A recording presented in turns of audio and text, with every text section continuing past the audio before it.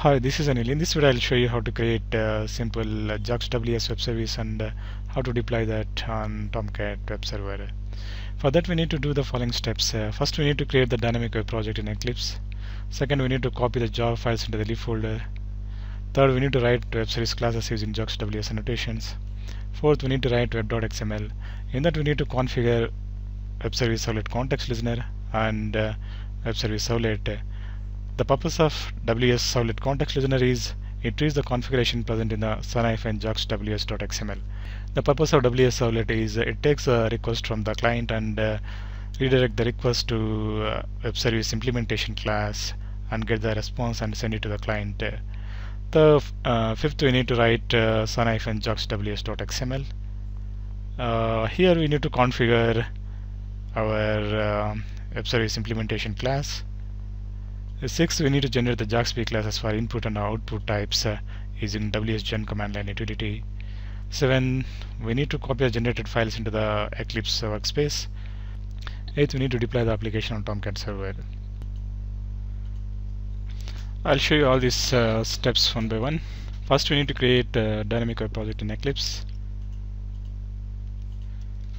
Here you can give Tomcat web service 1. Here we need to select the target runtime. I have already configured Apache Tomcat 6.0 here. So select Tomcat server 6.0, click next, click finish.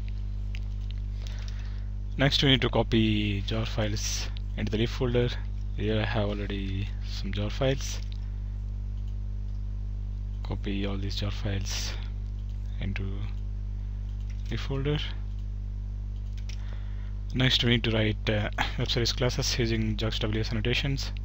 So go to source and create interface, call cal web service.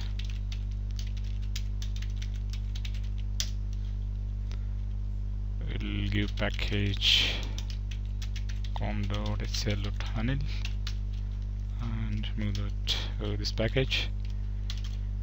This contains only one method called add. It takes 2 parameters and return 1 parameter.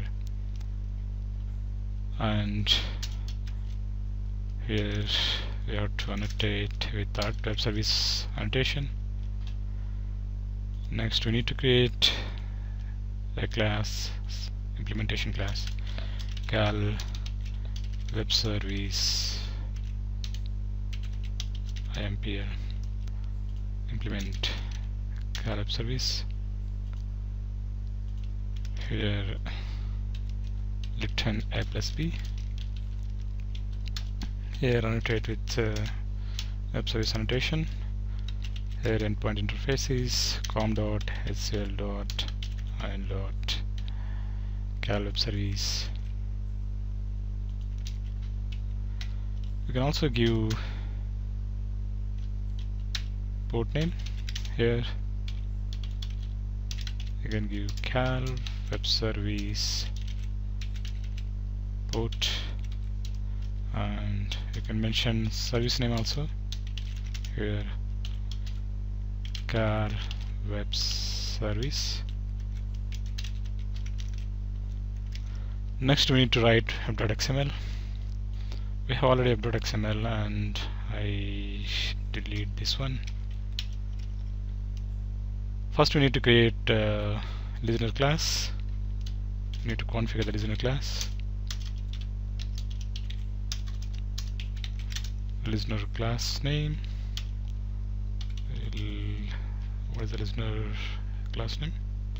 Here WS servlet context. You have to give full name. Next we need to configure the servlet. Servlet name is cal web service and servlet class WS servlet. Copy, and we need to map the servlet to the URL pattern.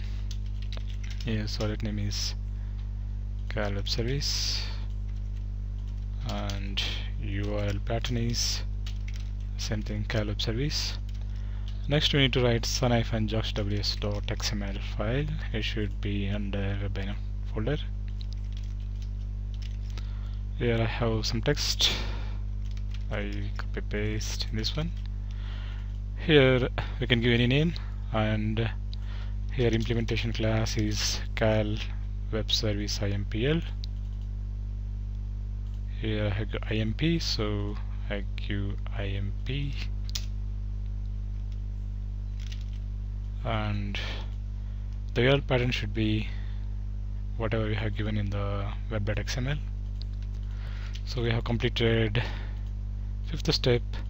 Next we need to generate JavaScript classes for input and output types using wsgen command line utility. Go to the navigator view and take the class files from the build folder.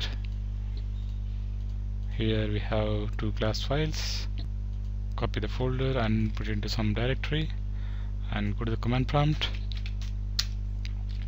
Here we need to execute wsgen command. For this we need to give a class path. Here class path is current directory, and we need to keep the generated Java files and give the class name, implemented web service class name, cal web service impl.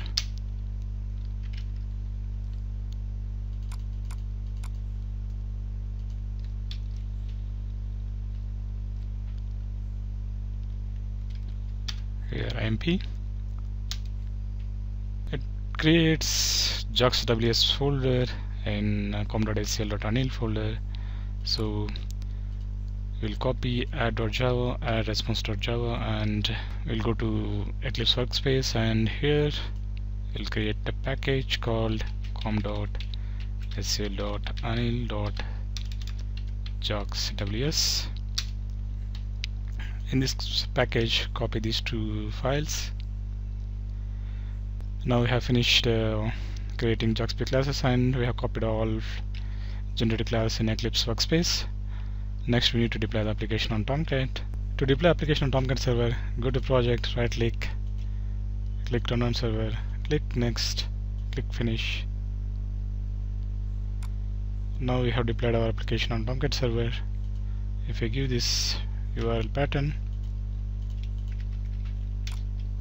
we'll get digital file location. Here our web service is active. If I click this link, we'll get the contents of digital file.